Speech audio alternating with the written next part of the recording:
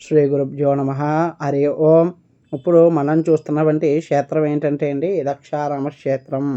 ఈ యొక్క దక్షారామ క్షేత్రానికి అనేక సౌకర్యాలు అయితే ఉన్నాయండి. బస్సులు ఉన్నాయి. కాకినాడ నుంచి కోటి వెళ్ళే రూట్లో ఈ యొక్క దక్షారామ క్షేత్రం ఉంది. ఇదివరకు తూర్పుగోదావరి జిల్లాలో ఉండేది. ఇప్పుడు అంబేద్కర్ కోనసీమ జిల్లాగా ఈ యొక్క దక్షారం పేరుకుంది. అలాగే రామచంద్రాపురం నుంచి కూడా ఈ యొక్క ద్రాక్షారం చేరుకోవచ్చు. భారతదేశ శైవ సాంప్రదాయాల్లో ద్వాదశ జ్యోతిర్లింగాలు, అష్టవీరేశ్వర క్షేత్రాలు, పంచభూతలింగాలు, అలాగే పంచారామ క్షేత్రాలు అత్యంత ప్రాధాన్యత కలిగినవి భావించబడ్డాయి. పంచారామాలు అనగా శ్రీశైల మహాక్షేత్రానికి సమీపంగా ఆంధ్రప్రదేశ్లో వెలిసిన 5 మహాశివలింగ క్షేత్రాలు. 5 లింగాలు సాధారణ లింగాలు కావు. ఇది తారకాసుర సంహారానంతరం విభజించబడిన శివలింగాల్లో అన్ని పురాణాలు పేర్కొన్నాయి. పంచారామాల పేర్లు: అమరారామం అమరేశ్వర స్వామి అమరావతి, సోమారామం సోమేశ్వర స్వామి భీమవరం, క్షీరారామం క్షీరేశ్వర స్వామి పాలకొల్లు, కుమారరామం కుమారేశ్వర స్వామి సామలకోట, ద్రాక్షారామం భీమేశ్వర స్వామి కోనసీమ. వీటిలో ద్రాక్షారం అత్యంత ప్రాధాన్య క్షేత్రంలో శైవ వైభవాలు ప్రకటిస్తున్నాయి. పంచారామాల పురాణ నేపథ్యం: తారకాసుర వధ. పూర్వకాలంలో తారకాసుడు అనే రాక్షసుడు బ్రహ్మదేవుడి నుండి శివుని కుమారుల చేత మాత్రమే నాకు మృతి కలగాలని వరం పొందాడు. శివుడు యోగనిష్టంలో ఉండడం వల్ల లోకాలకు ప్రమాదం ఏర్పడింది. దేవతల ప్రార్థనలతో శివుడు సతీ వియోగం అనంతరం పార్వతీదేవిని వివాహం చేసుకుని కుమారుడైన కార్తికేయుడికి జన్మనిచ్చాడు. స్కందుడు తారకాసురుని సంహరించినప్పుడు తారకాసుర శరీరంలో ఉన్న శివతత్వం ఒకసారిగా వెలువడింది. ఒక శివతత్వం ఒక మహాలింగంగా ఏర్పడి అనంతరం 5 భాగాలుగా విభజించబడ్డాయి. ఈ 5 క్షేత్రాలని ప్రతిష్ఠించబడ్డాయి. ఇవి పంచారామ లింగాలు. పురాణ కథాన ప్రకారం చంద్రుని దక్షిణ కుమార్తెలైన 27 నక్షత్రాలను వివాహం చేసుకున్నాడు. కానీ రోహిణిపై ఎక్కువ ప్రేమ చూపడంతో మిగతా నక్షత్రాలని దక్షుని ఫిర్యాదు చేశారు. దక్షుడు చంద్రుని క్షయారోగ శాపం విధించాడు. ఆ శాప విమోచనం కోసం చంద్రుడు దక్షారామంలో భీమేశ్వర స్వామి ఆరాధించాడు. శివుని కృపతో చంద్రుడికి శాప విముక్తం లభించింది. సోమవారం దర్శనం అత్యంత ఫలప్రదం. చంద్రగ్రహ దోష నివారణ క్షేత్రంగా ప్రసిద్ధించింది. మాణిక్యాంబ శక్తి మహిమ: దక్ష యజ్ఞంలో సతీదేవి యజ్ఞంలో ప్రవేశించిన తర్వాత శివుడు సతీదేవిని మోస్తూ తాండవం చేస్తుండగా విష్ణువు సుదర్శన చక్రంతో దేహాన్ని ఖండించాడు. సతీదేవి మణికట్టు మాణిక్యంలో ఈ స్థలంలో పడింది. అందుకనే మాణిక్యాంబదేవిగా శక్తిపీఠ దేవత. శివుని నామ సమాన ప్రాధాన్యం కలిగిన అమ్మవారు. శివశక్తి ఏకత్వ క్షేత్రం. ద్రాక్షారం ప్రత్యేకత ఏమిటంటే ఇది కేవలం శివాలయమే కాదు, ఇది కేవలం శక్తిపీఠం కాదు, ఇది శివశక్తి ఐక్యత సాత్కార స్థలం. ఇది దక్షిణ కాశీగా ఎందుకు వచ్చిందంటే అనే పేరు కాశీకి దక్షిణంగా ఉందండి ఈ యొక్క దక్షారామ క్షేత్రం. అలాగే ఇక్కడ భోగం మోక్షం కూడా. కాశీ మరణాన్ముక్తి, కాశీ ఓన్లీ మోక్షమే అండి. ఇక్కడ భోగం మోక్షం రెండు కూడా ప్రసాదిస్తాడండి భీమేశ్వర స్వామి. ఈ యొక్క భీమేశ్వర స్వామి పంచారామాల్లో ఇక్కడ స్వామివారి ప్రత్యేకత ఏంటంటే అండి 14 అడుగులండి పాదభాగం, అలాగే అభిషేక భాగం చేసుకునేది. అలాగే మొట్టమొదటిగా సూర్యనారాయణ స్వామివారు బంగారు పుష్పాలతో పూజ చేశారండి స్వామివారికి. అలా ఎత్తెదిగిపోతున్నారండి స్వామివారు. అందువలన అప్పటి నుంచి ఆగిందండి ఈ యొక్క ఎదగడం లింగం.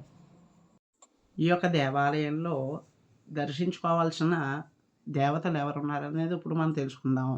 ముందుగా తాండవ గణపతి అండి, అలాగే దుంది గణపతి అండి, అలాగే లక్ష్మీనారాయణ స్వామివారండి, అలాగే లక్ష్మీ గణపతి అండి, అలాగే సప్త మాతృగులండి, అలాగే వటుకు భైరవుడు అండి, అలాగే ఈ యొక్క పార్నాథ స్వామి అండి, అలాగే ఈ యొక్క అష్టబంధన సుబ్రహ్మణ్య స్వామి వారు.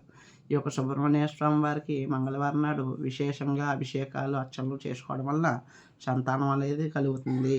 అలాగే చండీశ్వరుడు, అలాగే మహిషాసురమర్దిని అమ్మవారు, అలాగే నటరాజస్వామి వారండి, అలాగే విరూపాక్ష స్వామి వారండి. అలాగే ఇక్కడ ప్రత్యేకంగా సూర్యనారాయణ స్వామి వారు లింగ రూపంలో ఉంటారండి. ఆదివారం నాడు విశేషంగా ఇక్కడ అభిషేకాలు అవి కూడా జరుగుతాయండి. అలాగే నారాయణ స్వామి వారిని దర్శనం చేసుకోవడం వలన మనకి దీర్ఘకాలిక వ్యాధులు అనేది నశిస్తాయి. సంపూర్ణ ఆరోగ్యం అయితే కలుగుతుందండి స్వామివారిని ఆరాధన చేయడం వలన. అలాగే ఇక్కడ వీరముడి ఆంజనేయ స్వామి వారు ఉంటారండి. ఇక్కడ ప్రతి మంగళవారం కూడా మనం తమలపాకులతో, గంధ సింధూరంతో చేసుకోవడం వలన నరఘోష, శత్రుఘోషాలు, అలాగే వ్యాపార అభివృద్ధి అనేది కలుగుతుందండి. అలాగే ఇక్కడ స్వామివారు కింద భాగం చీకటి కోణం అంటారండి. పూర్వం ఇక్కడ రత్నాలతో ఉండేదండి, వజ్రాలతోను. వెలుగు వచ్చేదండి, సూర్యకాంతి వెలుగు. వాళ్ళు రావడం వలన మంచి మెరుస్తూ ఉండేవి డైమండ్స్ లాగా. అందువలన రాను రాను ఈ యొక్క ఇది అవ్వడం వలన కాలక్రమేణా ఇది చీకటి కోణంగా మారిందండి. స్వామివారు కింద భాగం అండి ఇది, పాదభాగం. అలాగే ఇక్కడ నాగస్తంభం ఉంటుందండి. నాగస్తంభం ఉండడం వలన ఈ యొక్క వివాహం కాని వాళ్ళు ఈ యొక్క స్తంభాన్ని నమస్కారం చేసుకోవడం వలన ఖచ్చితంగా వివాహం అనేది అవుతుందండి. అలాగే ఇక్కడ నవగ్రహాలు ఉన్నాయండి. మనకి నవ అంటే 9 అండి. 9 గ్రహాలు: సూర్యుడు, చంద్రుడు, బుధుడు, గురుడు, శుక్రుడు, శని, రాహువు, కేతువు. ఇలాగే ప్రతి శనివారం ఇక్కడ విశేషంగా శనీశ్వరులకి తైలాభిషేకాలు జరుగుతాయండి. అలాగే 9 ప్రదక్షిణాలు చేయడం వలన మనకి నవగ్రహ దోషాలు అనేవి తొలగిపోతాయి. అలాగే అమ్మవారి యొక్క విశిష్టత ఏంటంటే అండి, 12వ శక్తిపీఠం ఉంది అమ్మవారు. మణి బొడ్డు భాగం పడిందండి.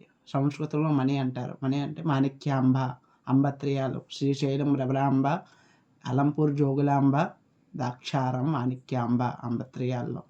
అలాగే ఇక్కడ అష్టదిక్పాలకులు కూడా ఉన్నారండి, 8 మంది. అలాగే ఈ యొక్క అశ్వత్థ శంకరనారాయణ వృక్షం ఉంటుందండి ఇక్కడ. అలాగే ఇక్కడ స్వామివారికి 9 బిందెలు కానీ, అలాగే 11 బిందెలు కానీ, కనీసం 3 బిందెలు కానీ, 108 బిందెలు కానీ పోసుకోవడం వల్ల 41 రోజు దీక్ష కింద చేసి 41 రోజు నాడు ఈ యొక్క బిందెతో నీళ్ళు అనేవి కోనేరులో నీళ్ళు పోస్తారండి స్వామివారికి. బ్రహ్మ, విష్ణు, మహేశ్వరులండి త్రిమూర్తులుగా ఉంటారండి ఈ యొక్క వృక్షానికి. అలాగే పైన బ్రహ్మస్థానం అంటారండి, మధ్యలో విష్ణుమూర్తి, కింద శివలింగం అంటారు. అందుకని అశ్వత్థ శంకరనారాయణులు. లోకంలో ఎక్కడా కూడా లేరండి ఇటువంటి వృక్షం. అలాగే కాలభైరవుడు అండి. కాలభైరవ స్వామి వారి విశిష్టత ఏంటంటే అండి, ఇక్కడ అబ్బాయి పుడితే బూరెలండి వేస్తానని మొక్కుంటారండి. అమ్మాయి పుడితే గారెలండి వేస్తానని మొక్కుంటారండి. అలాగే స్వామివారికి అలాగే ఇక్కడ వీరభద్ర స్వామి వారండి. అలాగే వాయులింగం అండి. అలాగే అన్నపూర్ణ సమేత కాశీ విశ్వేశ్వర స్వామి వారండి. అలాగే దక్షిణామూర్తి అండి. ముఖ్యంగా విద్యను ప్రసాదించేవాడు దక్షిణామూర్తి అండి. ఇక్కడ దక్షిణామూర్తి దక్షిణంగా ఉంటాడండి స్వామివారు.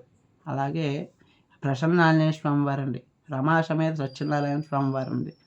అన్ని క్షేత్రాలు ఉన్నాయండి. అలాగే ఇక్కడ సప్తగోదావరి దగ్గర పాకశాసన స్వామివారు ఉంటారండి.